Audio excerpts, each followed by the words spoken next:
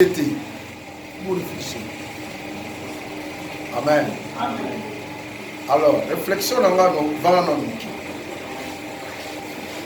pour réflexion dans la par rapport à nous. On dit athlétisme, principe il y a athlétisme.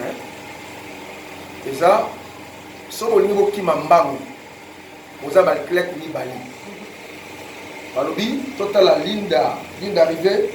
Non, ligne de départ, la ligne d'arrivée. Ok.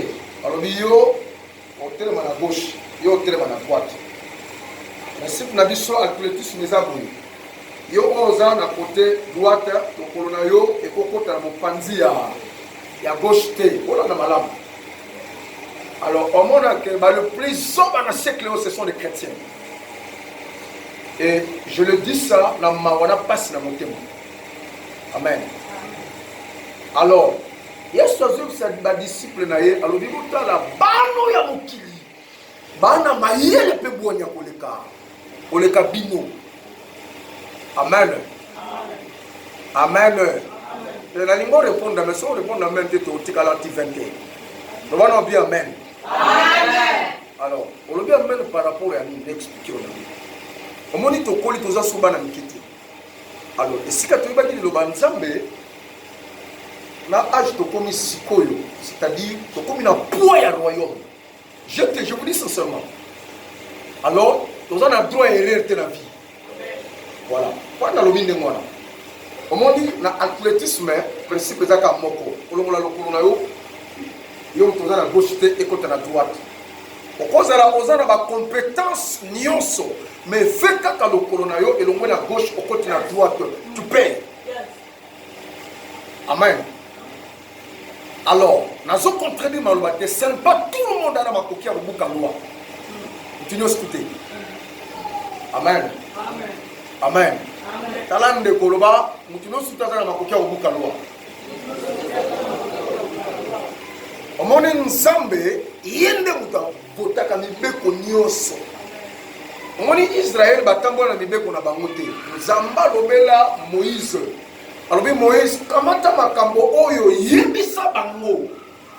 Et soko bango batamboli na lolenge oyo nga na lobi. Nyonso ya bango. Et vous avez kimia. Amen. Lelo to bunda kamingi. Quel est ce papa là? Le fond est la méchant. Bana nanga na damuki na tongo on appelle ça bango lipa. Même ce bango ba kombola lo pango mobimba. Je pense que non. Alors, makambo yango ekomi ndenge wana mpona nini nzambe alobi soko bapapa na bino batondisami na méchanceté bakotinda bino na likambo moko songolo te yambo ozwa boni nga oyo naza na bolingo makasi koleka bapapa na bino yambo yo ozwa eloko epa na nga il faut okenda bakrobasi. Amen. Eza ndenge moko na libala Christ azoyebisa bato alobi ke makambo yo nyonso bozomona lelo divorce ce n'était pas ainsi à cause ya direté ya mitema na bino. Tala nde koloba à cause ya direté motema na yo. À cause ya direté motema na yo. Amen. Amen. Alors namona papa na ngai Daousa mokomoto na tikolo ba pesa sa prière au na Satan. Il s'approche de Dieu. Au fur et à mesure azo poussana. Donc Satan a souvent le diable, il te fait comme ça. Donc, je n'ai pas besoin de citer son nom. Moi, mon problème, la pousse n'est pas à Tatananga. Lorsque la pousse n'est pas à Tatananga, influence naïe, ce que le diable ne saura jamais. Amen. Alors, cesse d'apparaître la présence Shabbat. Accepte d'être devant la présence de Dieu. Amen. Voilà. Donc, vous devez réfléchir. Tout ça mérite tellement trop. Autant que je fais 14 ans en Nigeria, en décembre, où l'église monte dans un programme. Un programme va monter dans normal. Vous savez la mardi, vous savez le mardi. Vous savez la jeudi, vous savez le jeudi. Vous savez la vendredi, vous savez le vendredi. Et puis, on a vu sur Awa, le prédicateur, Masala, et le mouya, ou Bambi Sabandini, que le coup, là, quand on a décembre, ce qu'on s'en mérite. Tellement, et là, on a écouté dans le cadre de la vie, ce que Satan a joué quoi? Comment dire? Psychologie. Hein? Comment vous jouez dans la psychologie? il joue c'est ça. Amen. Te natikala komona ke il faut d'avoir makambo nga na mona te na mona te. Parce que si on le veut au niveau de je suis en train de pécher. Alors ce qui n'est pas bon. Alors, au moins, l'église nyonso, il a 14 jours, 21 jours, 60 jours. T'as pas pour la nuit. Satan a simbaïté. Alléluia. Or, la Bible nous dit ceci, celui qui a le Fils, à quoi? À la vie. À la vie. Donc, ça, ce n'est pas n'importe quelle vie. On m'a dit Esther. Pour à côté na coup royal. Donc, à comme moto oyo, atikala jamais pour l'autre wana. Alors, ce que tu deviendras demain, Nzambe nous a révélé au yangote. Alléluia. Amen. Ce que tu seras demain, Nzambe nous a révélé au yangote. Mais yeba yango, na kati ya destin, ya Nzambe pona yo, le tout est là. Donc, n'est aussi sa vie na yo. Quand on aussi sa vie, on t'a aussi sa vie na yo, il est grande gloire. Nous avons souka nous avons souka mo ya honte. Amen, église. Alors, il y a de ces gens, on va se battre dans souka nanga et vous allez m'abîmer ma casse koleka. Batou va comprendre souka na bango. Et vous allez m'abîmer ma casse koleka. Par rapport à la création de Nzambe, Dieu les a exterminés. Alors, on l'a mangé. Alors, ceux qui ont continué pour bita lelo, et ça, tu dois demander à Dieu, Seigneur, quelle est la raison de mon existence et quel est le centre de ma vie? Ce qu'on a fait lelo pour lui, et ça pour nini. Amen, bandeko. Tout cas, personne ne peut t'intimider. Or, Dieu a déjà déclaré sa parole.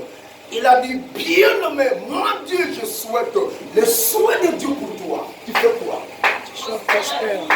Tu fais quoi? Que tu sois prospère. Comme ton état? L'état de ton âme. Comme prospère ton? L'état de ton âme. Ton état d'âme. Alors, beaucoup de gens, des enfants de Dieu, c'est leur corps qui se développe. Mais explique-moi. Tu ne veux pas que ton âme se développe. C'est quoi yo oh elimo ya moto ekolaka lorsque liloba nzambe ezokota et puis ezokamata esika. Oui, pourquoi ton jeûnaka? Lorsque nous jeûnons, ce n'est pas pour que nzambe passe le solo kotoluka. Jeûner, c'est pour donner la force na bomotono ya kati. Lorsqu'il y a un vent qui souffle, vous me trouvez quand vous allez à mesure pour faire face à la varona. Dans je n'étais pas dans Zwambongo. Non, loin de là. Nous avons méchant que ça va tata la bâton ça mi la kanzana mitema. Yo je n'étais pas soli panatongo. O je n'étais sauvé le pantalon, je n'étais sauvé le lipa. Mais là à complet plus forte raison nous avons azana ba mon kolika tata na yo. Donc pose le compagnie na yo, faut gérer son caca. Est-ce que vous croyez à ça? Amen l'église. C'est bon dimanche. Alors, et cette journée, on pouvait dire facilement, cette journée, il y a réflexion. Dans la moula moubimba, comme dans le 1er janvier, qui le 27 décembre, quand vous allez le vendredi. Qu'est-ce que tu comptais à réaliser dans la moula moubimba? Mais comme à niveau, il y a beaucoup qui s'en moté. Mais la question fait que, ma camo, yo président qui la moula moubimba, au salamo, au sali à monter. Donc, tout ça, la rétrospection. Ton maison, ça n'a pas de la boussole dans la bamoté. Quand tout ça, mais la boca monte. Non, c'est pas comme ça. On va se battre. Alors, ton mita la malam. Nini yango, oyo na salaki et petit sakinga. Ma kambo yonga na kanisaki et petit samate. Or, Nzambe, Azawana, Dieu ne change pas. Alléluia. Il a dit quand à moi, il y a un changement. Ni l'ombre de variation. Alléluia. Lui ne change pas. C'est-à-dire, il a la possibilité, lorsque tu constates que rien ne marche pas, rien ne marche dans ma vie, donc je m'approche à celui qui est capable de me changer. Il te change maintenant. Voilà. Ce n'est pas le diable. Mon père, c'est important, c'est pas l'été. Alléluia, t'as ça l'été. Alléluia. Donc voilà. Donc, nous devons tous tourner nos regards vers le Maître. Alléluia. Lorsque tu tournes ton regard vers celui qui attire les faibles, tu deviendras un homme et une femme influente. Je vous dis sincèrement, dans ma façon de voir, ils ont changé de temps à autre. Alléluia. Dans ça, l'église, dans le modèle, on se va au salaté. Même à table, on balai, on veille dans bango, afin que tu aies pour votre témoignage, pour le monde, la pasteur m'a dit en 1993 na Niger. Batunyo se va bengaye un grand homme à l'époque, donc on est pour englober l'église Moko. Maintenant, c'est 33 000 membres. Là, on a 4 églises dans l'histoire. On a invité ceux qui existaient, qui étaient dans les rois. Je pense que l'on peut 33 000. Pasteur a Koufi. Quand on Koufi, nous sommes tournés à la mort. Pendant que l'église, parce qu'il fit un grand homme dans l'histoire bateau. Le monde va dire que l'État, l'église, famille, parce que nous sommes tournés à la nous avons apparaître. Et pas papa n'a dit na mort. C'est Alphonse. Comment ça va? Oh non, je me porte bien. Tu es où? Je suis chez moi. Malade. Au saut Koufi déjà. Famille n'a pas l'église. Les autres gagnent en soyo. Faut pas me maillot. Pas comme ça. Tout y a un bon. Yo, vous avez une église, il y a combien? Alors, 33 000. À tout y a Alphonse. Combien de 33 000 va sauver? Il y a le Bibamoni au soir, le Lokuta. 3 personnes. Yo, mon côté en difficulté. Est-ce que vous comprenez? Yo, Moko, ton nom ne figure pas ici. Je vous dis sincèrement, dans un livre, on est autant anglais dans le PCAK. Dans un livre. On livre papa au comment? Alors, il y a 3 personnes. Attendez dans 3 personnes, on a dit pasteur Idoku. Il y a mis balai. Je dans son ami, il y a souka maman, on a pour l'église, on s'appelle. Alors, il dit, ok, dans mon clip, il y a un grand tombe, le grand tombe, il n'a jamais existé.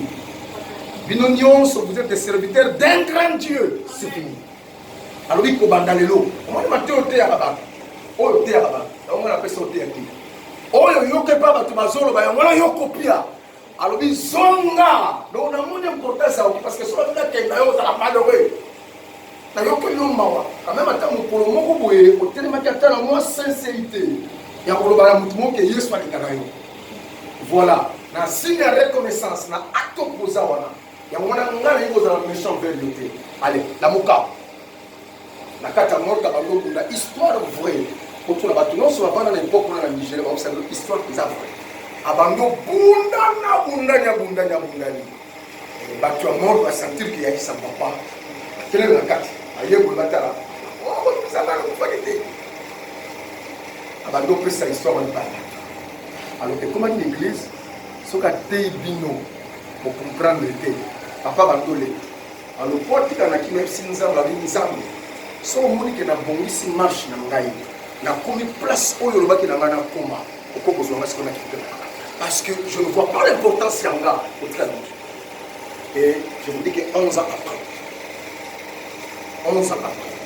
ça va être alors, on vous dit que ce n'est pas la multitude que tu vois. Lorsque tu vois la multitude, on doit constater que Dieu est là. Non.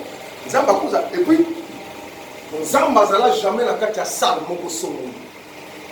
Au moins, il y a la salle, il y a la présence de Jéhovah aux amis. Lorsque nous prions ensemble, et donc on a une vibration salami, et non la carte à salle, mon poisson, il a dit ceci pour Bandalelo et Vandelo Namba. Et ça, on a dit à ma côté. Amen, l'église. Nous avons constaté que nous avons dit la carte à Bible. Ali kovanda nanga ezali susu na ndako oyo bato batongi na maboko te. Ne savez-vous pas que votre corps est le temple? C'est-à-dire Dieu a trouvé un demeure meilleur parmi